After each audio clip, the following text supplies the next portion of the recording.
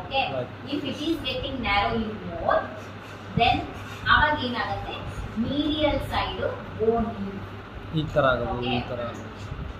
ಅದೇ ಈ lateral side condyle, if lateral side condyle ಏನಿದೆ ಇದರ ಹತ್ರ ಜಾಸ್ತಿ ನ್ಯಾರೋಯಿಂಗ್ ಆದ್ರೆ ಮೀನ್ಸ್ ಇದೆರಡು ಒಂದ್ರ ಮೇಲೆ ಒಂದು ಜಾಸ್ತಿ ಕೂತ್ಕೊಂಡ್ರೆ ನಿಮ್ಗೆ ಏನಾಗುತ್ತೆ ಗೊತ್ತಾ, ಆಂಕಲ್ ಪಾರ್ ಆಗುತ್ತೆ, ಹಾ ನೀ ಜೊತೆ ಆಗುತ್ತೆ ಹಿಂಗೆ. ದೂರ ಸರಿ. ಓಕೆ, ನಾಕ್ ನೀ. Yes, ma'am. ಅದು ಏನ್ ಮಾಡೋದು ಫ್ರಿಕ್ಷನ್ ಲೆಸ್ ಮೂವ್ಮೆಂಟ್ ಗೆ ಹೆಲ್ಪ್ ಮಾಡುತ್ತೆ. Sub chondral bone, sub chondral chondritis ಅಂತ lateral and medial ma'am. So chondral ಗೆಳಗಿ clinical feature. Then morning stiffness less than 30 minutes. ಅಂದ್ರೆ ಮಾರ್ನಿಂಗ್ ಸ್ಟಿಫ್ನೆಸ್ ಅಂತ ಅಂದ್ರೆ ಈ ಬೆಳಗ್ಗೆ ಎದ್ದವಾಗ ಅವ್ರು ಒಂಥರ ಇಲ್ಲಿ ಫುಲ್ ಹಿಡ್ಕೊಂಡಂಗೆ ಇಟ್ಬಿಡತ್ತೆ ಜಾಯಿಂಟ್.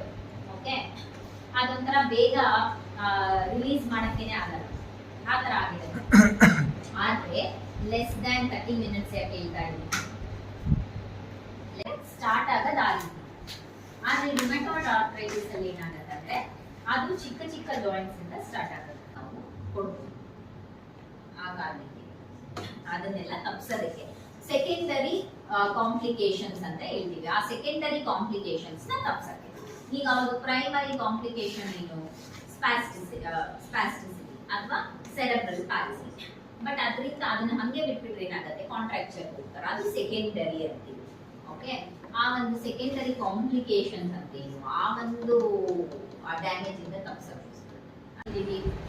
ಎವ್ರಿಡೇ ಆಕ್ಟಿವಿಟೀಸ್ ಅಂದ್ರೆ ದಿನಾಲು ಮಾಡುವಂತಹ ಕೆಲಸಗಳಿಗೆ ಅದು ರೆಸ್ಟ್ರಿಕ್ಟ್ ಮಾಡ್ತಾ ಇದೆ ಅಂದ್ರೆ, ದಿನ ಮಾಡುವಂತ ಕೆಲಸಗಳನ್ನ ಅದು ಅಫೆಕ್ಟ್ ಮಾಡ್ತಿದೆ ಅಂದ್ರೆ ಇಟ್ಸ್ ಅ ಸಿವಿಯರ್ ಕಂಡೀಷನ್.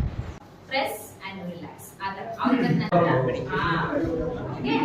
ಅದ್ರಲ್ಲಿ ಮಾತ್ರ ಸ್ಲೈಡ್ ಮಾಡ್ತಾರೆ ಮಾರಕ. ಆದ್ರೆ ತುಂಬಾ ಪೇನ್ ತಡೆಯಕ್ಕಾಗದೆ ಕೆಲವರು ಸ್ಟಿರಾಯ್ಡ್ಸ್ಗೆ ಮೊರೆ ಹೋಗ್ಬಿಡ್ತಾರೆ, which is not good. Okay, so only